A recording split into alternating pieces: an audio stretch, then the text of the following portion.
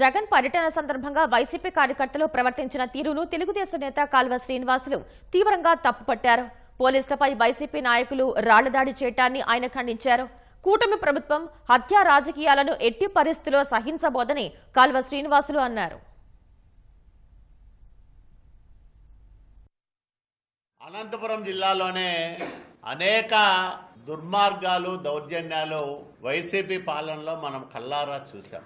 లింగమయ్య హత్య జరిగిన 48 గంటలు గడవక ముందే దోషులని అరెస్ట్ చేయడం జగన్మోహన్ రెడ్డి పరిపాలనలో ఉంటే సాధ్యమయ్యేదని నేను అడుగుతా ఉన్నాను.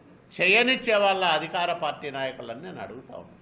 దాన్ని రాజకీయ ప్రయోజనాల కోసం వాడుకోవడానికి వచ్చిన జగన్మోహన్ రెడ్డి నిన్న చేసిన యాగి చూస్తే, మీ నాయకుడు వస్తే 250 మంది పోలీసుల సంరక్షణలో ఉన్న హెలీప్యాడ్లో దిగే అవకాశం కూడా ఆ పార్టీ కార్యకర్తలు ఆ పార్టీ అధ్యక్షునికి ఇవ్వలేదంటే ఆ పార్టీ కార్యకర్తలు ఎంత సైకోలుగా వ్యవహరించారో మనం అర్థం చేసుకోవచ్చు.